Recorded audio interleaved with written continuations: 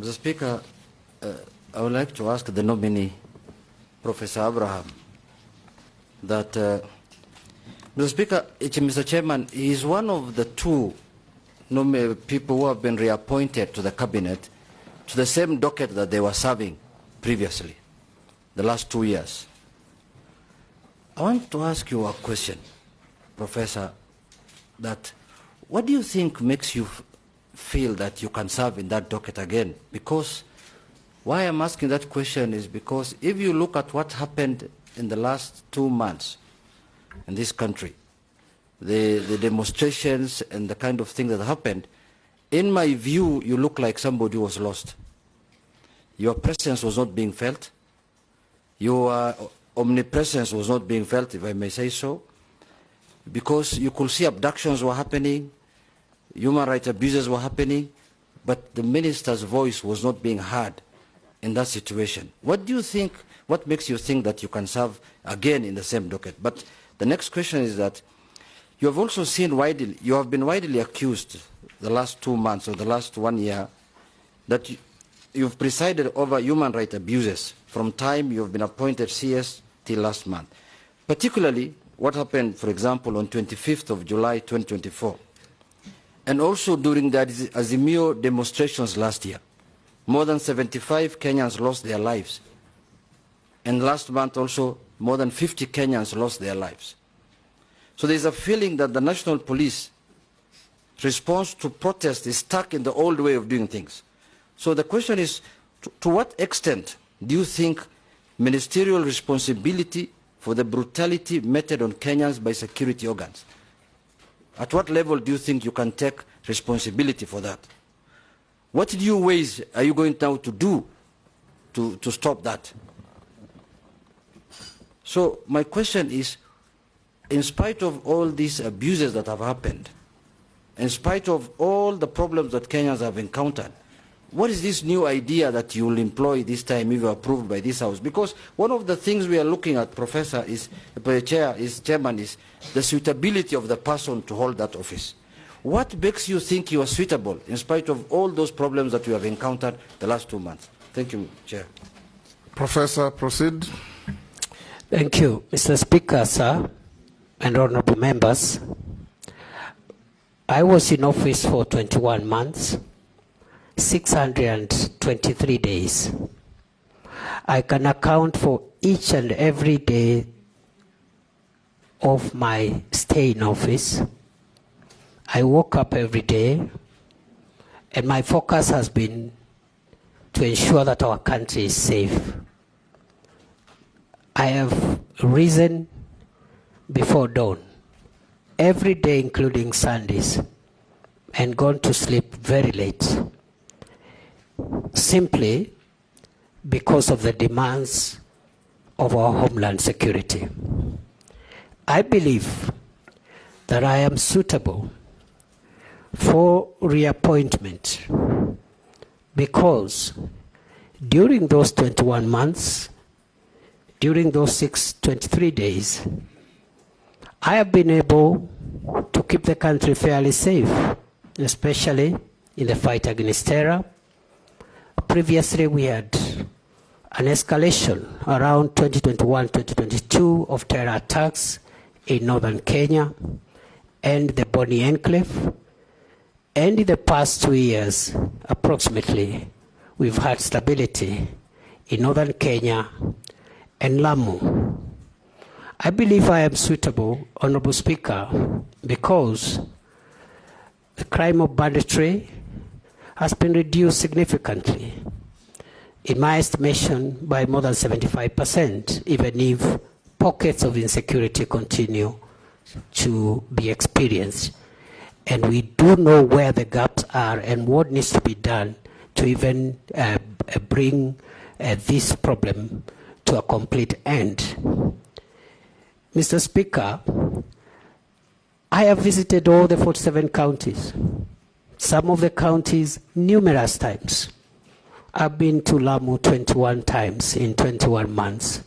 I've been to Samburu 8 times. I've been to Baringo 13 times. I've been to many other counties.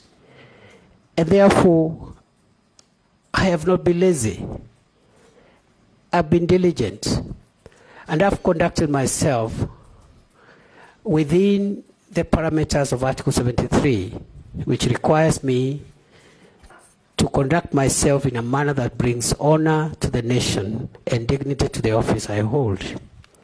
I have worked with officers at the headquarters, but I've also sat down in numerous meetings to work with officers at regional, county, and sub-county levels to make sure that we share decision-making processes and decision implementation processes. I believe, Mr. Speaker, the question has been directed to the events of the recent weeks. And I want to respond as follows. That the reason that I didn't talk every day is because the events the Honourable Member is referring to were mainly operational issues. The work of the Minister, the Cabinet Secretary for Interior, as envisaged in Article 245 of the Constitution, is to give the organs of national security that fall under that ministry policy direction and policy guidance, and in particular because we are talking about the police. Mr. Speaker, the police is under independent command, Article 245, paragraph 2. There are only two people who can give the Inspector General of Police directives. First, the Cabinet Secretary for Interior, but only on policy issues. Number two, the the Director of Public Prosecutions in matters in investigations of criminal activities. Other than that, operational matters are handled by the command of the National Police Service, and therefore the Minister doesn't give operational directives. We have communicated the policy during my time in office, the policy of the Kenya Kwanza administration on policing, which includes zero tolerance on extrajudicial killings, zero tolerance on abuse of human rights, and restraints in the use of force. Limited only, the use of force being limited only to cases contemplated in the Constitution and the National Police Service Act and the schedule thereto in the defense of life of the officer or the life of the people of Kenya. Therefore, it is unfortunate that during a recent protests, we witnessed the death of 42 Kenyans. We also had injuries, 486 civilians and 385 police officers were injured. We had about 1,387 arrests. We had 54 police cars destroyed and 110 motor vehicles belonging to the people of Kenya also destroyed in those protests. And therefore, I want to submit as follows, that the operational responsibility of policing lies with the command of the National Police Service. It is my estimation that on a broader scale of things, generally, the police tried their best to protect the country against mobs of criminals, arsonists, and other dangerous people, including those who visited Parliament and wanted to kill parliamentarians and other people. The police did their best. And in the event, as it is possible, that any officer went beyond what is